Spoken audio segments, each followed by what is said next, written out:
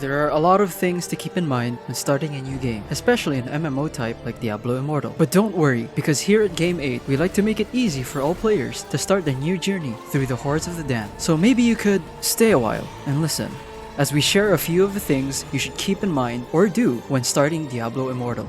At the start of the game screen, you'll be given a choice of what server to play in. But be careful, once you make a character on a particular server, you cannot transfer your characters to other servers. You also can't play with people from different servers. Some servers will also have better latency, depending on where you're from. This is shown at the latency below the server name. Lower is better. So take this into account and coordinate with your friends and find the best region and server where you can play at a comfortable or tolerable level of latency. Generally, it's better to choose a server in the region you reside in to lessen the latency as much as possible. And of course, once you've chosen your region, remember to find a server that has as little latency as you and the people you play with can have. There are many settings to customize your game's graphics and controls, depending on whether your phone or PC can handle it. But in general, the default will do just fine, especially on mobile.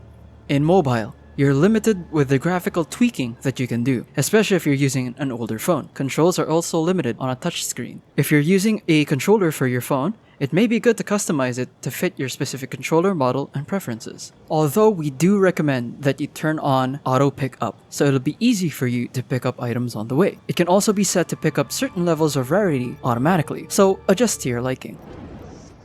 There are a total of 6 classes in Diablo Immortal, so it may be hard choosing what's right for you. We do recommend the tankier classes for beginners, so you can get used to how the game operates while having a high HP pool and taking less damage from enemies, therefore lowering the chance of death. So here, your choices are either the Crusader or the Barbarian. There are several different attributes in Diablo Immortal, so knowing which stat to prioritize for your character will help you progress smoothly. Knowing your class's primary stat is a wise choice for those looking to min-max or optimize their stats late game. The primary attributes are Strength, which determines physical damage output, Intelligence, which increases magical damage, Fortitude, which gives you armor and increases your ability to penetrate enemy armor, Vitality, increases your HP, and Willpower, which increases debuff time on enemies and increases players' resistance to ailments. Here are the main stats for each class. We have Strength for Barbarian, Strength for Crusader, Strength for Monk, Strength for Demon Hunter, Intelligence for Wizard, and Intelligence for Necromancer. There are several modifiers that can affect the damage output of your character's skills.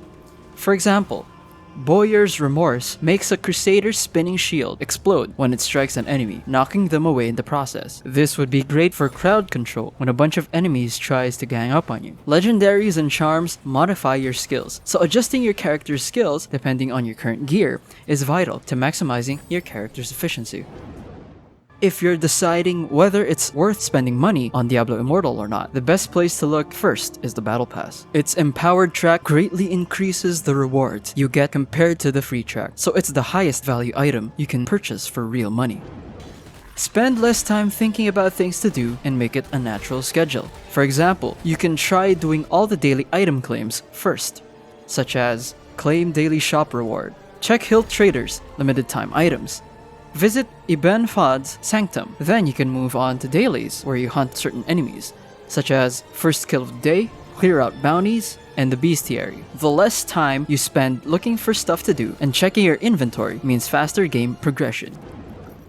Every piece of currency you earn in Diablo Immortal counts. Make sure that you're spending it as efficiently and as wisely as possible, so you don't end up wasting your hard-earned gold, hilts, platinum, and eternal orbs. Here are just a few of the recommended uses. Prioritize your gold for upgrades, specifically upgrading your legendary items.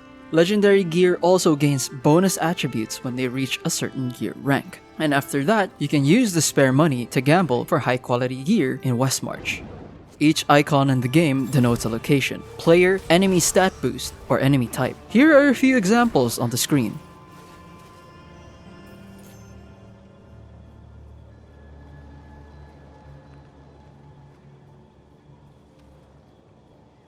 And that's most of what you need to get started in your descent to hell. If you need more detailed information, links to related walkthroughs are in the description. Like and subscribe for more upcoming guides. This has been Game8 Walkthroughs. signing off.